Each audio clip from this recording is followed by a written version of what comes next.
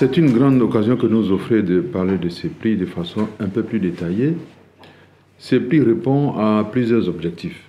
Le premier objectif, c'est de manifester la volonté du chef de l'État d'accompagner les initiatives des jeunes en matière d'auto-emploi. Et cela en complément de ce que le gouvernement initie comme projet et en complément de tout ce qui se fait dans les régions de Côte d'Ivoire au niveau des directions, au niveau des conseils régionaux, au niveau des communes. Et nous accompagnons de cette manière cette grande politique d'auto-emploi au bénéfice de la jeunesse. Mais quand on regarde le paysage social, on se rend compte que parmi les jeunes, on a trois catégories d'émergence de l'intelligence parmi les jeunes. Il y a des jeunes dont l'intelligence s'exprime très rapidement dès l'école primaire et qui ont la chance de faire de grandes études jusqu'à l'université. Il y a des jeunes qui sont intelligents, mais qui, pour des raisons de difficultés financières de leurs parents, ne peuvent pas continuer les études jusqu'au stade de l'université, mais qui sont pourtant intelligents. Il y a des jeunes dont l'intelligence se réveille assez tardivement. C'est une intelligence en latence. Et cette intelligence vient à l'âge de 16-17 ans. Ça arrive. Quand on regarde tout cela, on comprend une seule chose.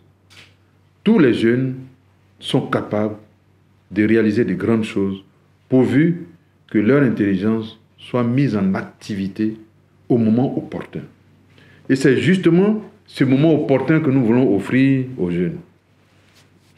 Ensuite, on se rend compte que parmi les jeunes qui n'ont pas un éveil intellectuel prématuré, il y a de grandes potentialités qui existent. Il faut leur donner l'occasion de s'exprimer. Et ceux qui, pour des raisons d'ordre financier ou des difficultés d'ordre social, n'ont pas pu continuer, il faut leur aussi donner l'occasion de s'exprimer. C'est pourquoi ce prix a été instauré pour dire à la jeunesse qu'on peut être intelligent à tous les âges, pourvu qu'on le soit avant d'être adulte et avant d'avoir des responsabilités énormes au sein de la société. Donc nous voulons leur offrir un beau plateau pour que leurs idées soient mises en application. En le faisant, on contribue à partager la richesse et à faire en sorte que les moyens dont nous disposons soient mis à la disposition du plus grand nombre pour que chacun puisse assurer une stabilité sociale et financière à sa famille. Voilà un peu pour les raisons qui ont milité à l'instauration de ce prix Alassane Ouattara. Mais en le faisant, nous avons aussi un objectif, c'est d'obliger les jeunes à aller au fond d'eux-mêmes. Sur 1000 candidats, nous retenons 40. Ça fait moins de 5%. C'est dire que la sélection est très élevée. Tout ça simplement parce que nous voulons amener les jeunes à prendre conscience qu'ils ont des capacités cachées et qu'à un moment donné, il faut qu'ils les expriment. C'est un espace d'expression de la volonté que nous offrons aux jeunes.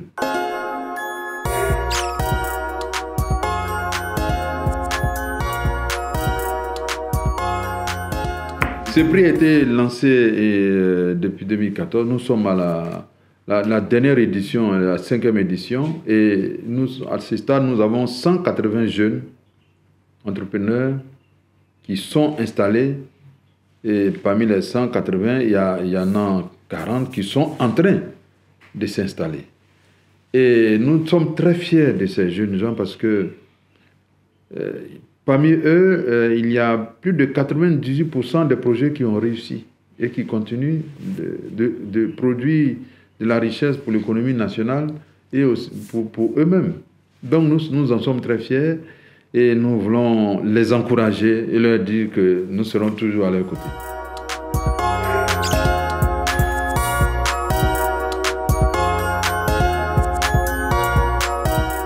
Sur ce point, nous voulons être très clairs.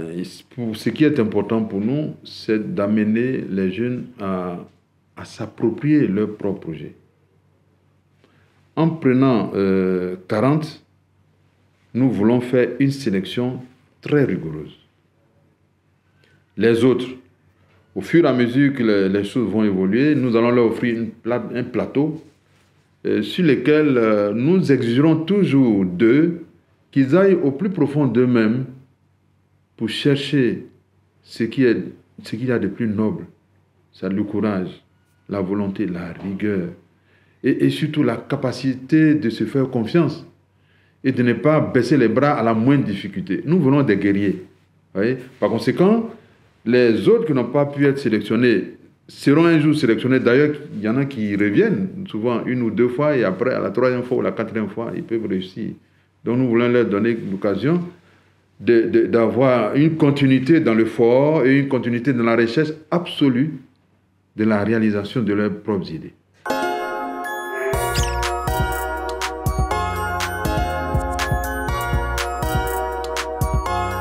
Pour ceux qui sont en activité, je vous assure que nous sommes largement satisfaits. Parce que, qu'est-ce que nous faisons? La première chose que nous faisons, c'est que la sélection est très rigoureuse. La sélection des candidats est faite par un jury totalement indépendant en 3 phases. La première phase, c'est la sélection, j'allais dire, physique des dossiers, en regardant la conformité de ces dossiers avec ce qui a été demandé. La deuxième phase, c'est la sélection du contenu. On compare le contenu sur des critères extrêmement rigoureux, élaborés par le jury autonome. Le district n'intervient même pas, et je ne veux même pas intervenir, mes collaborateurs n'interviennent pas. Le jury est totalement autonome. La troisième phase, sur ceux qui ont été sélectionnés après examen approfondi des dossiers, c'est le passage pour défendre le dossier devant un jury. Le passage de l'audition orale. Mais c'est une soutenance de mémoire exactement. Chacun vient présenter ses dossiers, on lui pose des questions pour comprendre que le jeune s'est approprié son projet, le possède, il l'a élaboré lui-même et il sait où il veut aller. Vous voyez? Et sur cette base, les jurys sélectionnent de façon autonome les meilleurs, ils retiennent les 40. Le processus de sélection nous permet de réaliser que le plus souvent, il y en a qui émergent. Donc c'est le premier, le deuxième jusqu'au 40e. Mais tous les projets se valent. Mais ce qui est important, c'est qu'ils sont capables de réaliser sur le terrain. Ce n'est pas le projet de base, c'est ce qu'ils sont capables de réaliser sur le terrain. Et là aussi, nous continuons l'encadrement, et je vais vous en parler tout à l'heure, parce que quand ils ont été sélectionnés, nous les prenons en charge dans un centre d'incubation dirigé par une jeune dame très dynamique, et l'encadrement est très rigoureux.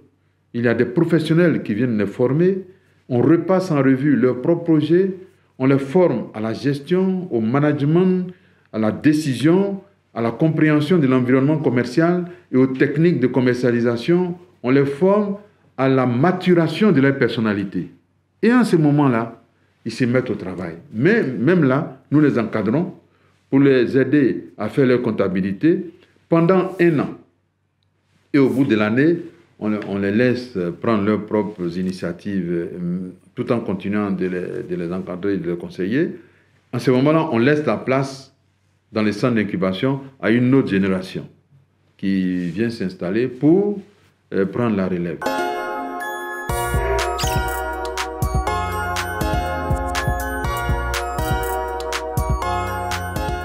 Oui, mais c'est ça. Nous les encadrons et ces problèmes, on les connaît, mais il faut regarder les raisons pour lesquelles ces problèmes existent. Est-ce que c'est un problème d'encadrement? Si dans le quartier, il n'y a pas d'électricité, ça, il faut trouver une solution la plus adaptée, peut-être l'énergie solaire, et on verra quel est le voltage nécessaire pour que nous puissions trouver la solution. La deuxième difficulté, si l'absence d'électricité est due à une difficulté de connexion, ce que nous faisons, c'est qu'à chacun de ces jeunes entrepreneurs, nous donnons les moyens nécessaires pour se prendre en charge. Et c'est là aussi que nous voyons la capacité du jeune à affronter la difficulté.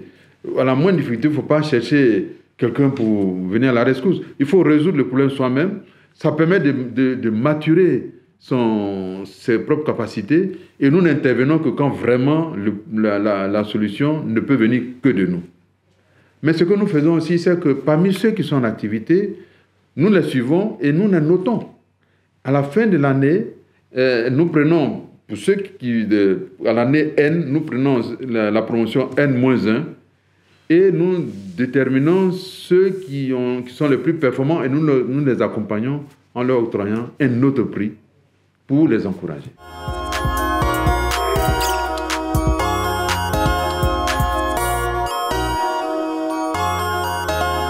Alors, chaque année, nous consacrons 200 millions de francs CFA à l'encadrement de ces jeunes et surtout à la promotion de leurs activités telles qu'ils les ont décrites dans le projet qu'ils ont présenté devant le jury.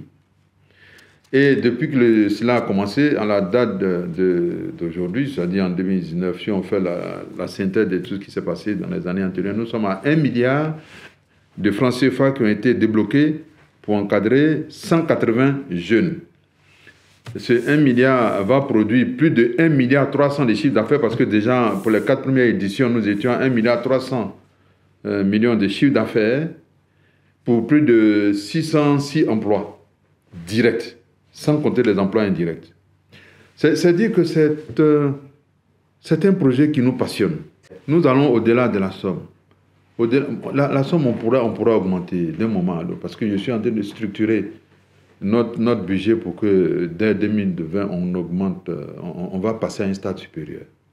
Ce qui est important, c'est que les jeunes soient capables de prendre des initiatives, capables de défendre leurs initiatives, capables d'affronter la difficulté, capables de ne jamais baisser les bras devant la difficulté et capables de se satisfaire de voir devant eux-mêmes le produit de leurs propres efforts.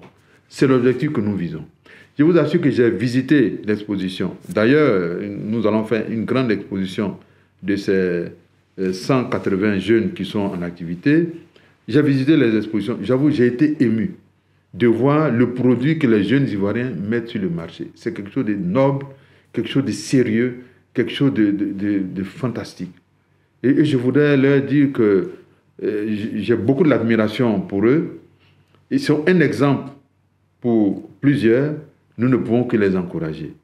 Le jour où nous pourrons prendre plus de 40, nous prendrons plus de 40. Et je me prépare, tous les districts se préparent à cela. D'ailleurs, je vais vous indiquer qu'au-delà de ces jeunes entrepreneurs émergents, nous sommes en train de regarder comment conjuguer les jeunes entrepreneurs émergents avec les jeunes inventeurs ivoiriens. Un aspect nouveau qui bientôt, si Dieu le veut, va s'impliquer dans la gestion de ces jeunes. Parce qu'on a beaucoup de jeunes Ivoiriens qui inventent beaucoup de choses et qui ont même leur brevet. On ne prendra que ceux qui ont leur brevet. Et nous sommes en train de voir comment assurer leur encadrement. Soyez-en certains, ils seront bientôt sur la liste.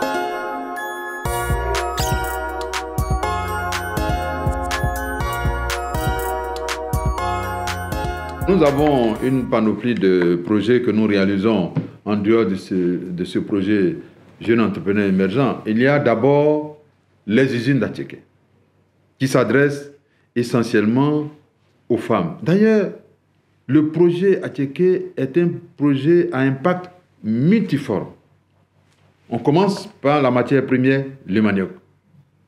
C'est un champ qui donne la possibilité aux jeunes d'avoir de grands champs de manioc pour les mettre à la disposition des usines d'Attiéké.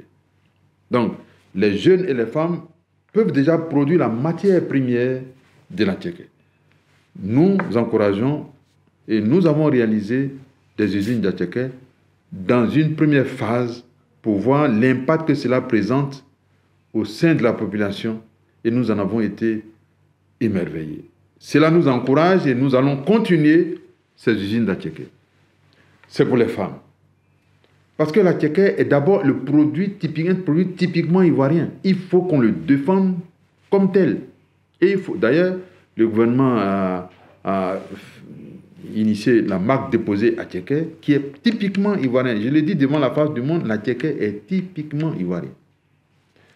Deuxième type de projet que nous entreprenons, c'est une usine de tomates dont la construction est achevée. Il reste simplement à mettre les machines, les outils à l'intérieur pour que nous puissions commencer à produire à sortir les produits dérivés liés à cette usine. Cette usine de tomates à Songon. L'usine est prête. La carcasse génie civil est prête. Il reste à mettre la partie technique et technologique.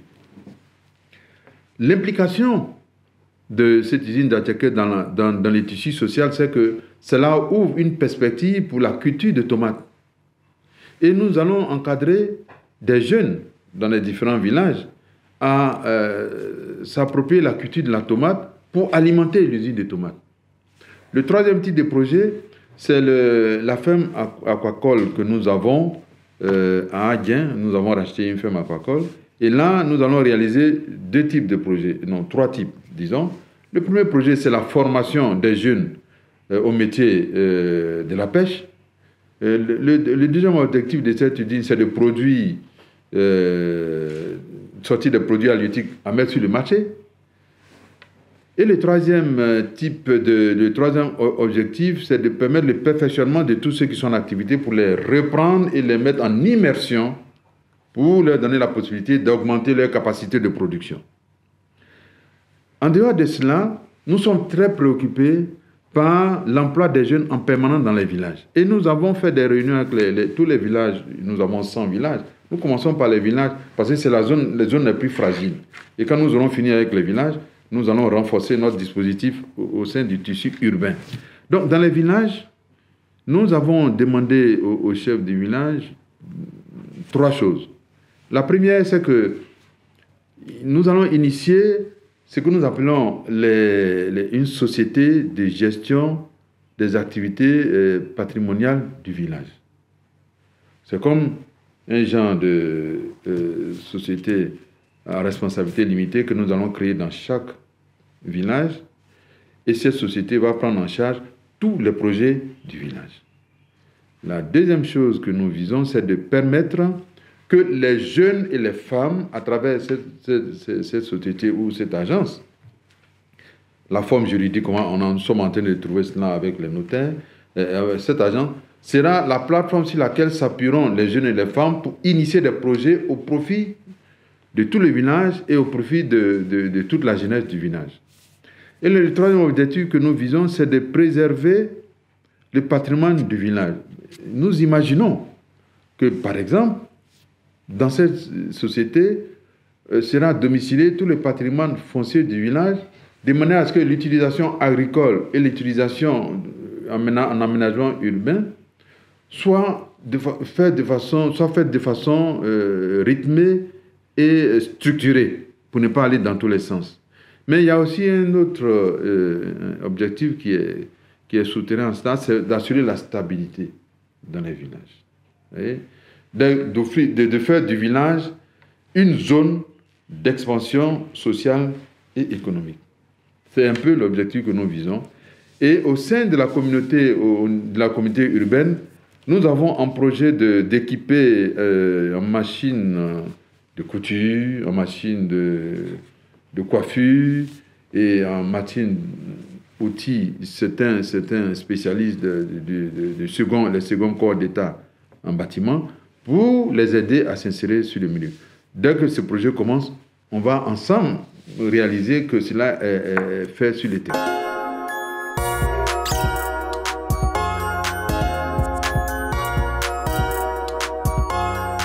Alors, je voudrais sincèrement encourager les jeunes Ivoiriens. Ce qui est extraordinaire, c'est de savoir que l'avenir, c'est avec les jeunes. Quand on regarde le paysage démographique de la Côte d'Ivoire, les moins de 40 ans représentent plus de 60% de la population. C'est un fait. Deuxième fait, c'est dans cette tranche d'âge qu'on peut donner le maximum de ses propres capacités. Troisième fait, les opportunités d'affaires en Côte d'Ivoire sont énormes. Ce qui est extraordinaire, c'est que tous les investisseurs qui viennent en Côte d'Ivoire comprennent plus vite que nous que notre pays offre un plateau extraordinaire de potentialités d'affaires. Donc je voudrais que les jeunes, en complément de ce que le ministre chargé de l'emploi des jeunes leur répète au quotidien, je voudrais compléter ce que dit le ministre en leur disant que ce pays a d'énormes potentialités d'affaires. Il faut les saisir. La seule chose que je demande aux jeunes, c'est de bien comprendre dans quel secteur ils peuvent évoluer, de prendre conscience de leur propre capacité, de ne jamais faiblir. Jamais. Si on faiblit, on laisse la place à l'échec. Même s'il faut travailler de 6 heures du matin à 6 heures du soir, dans un premier temps, il faut le faire pour se donner une armature intellectuelle et morale. Une armature intellectuelle et morale, de manière à ce que la dimension humaine et la dimension intellectuelle soient mises en avant pour que la jeunesse devienne le fer de lance de l'économie ivoirienne.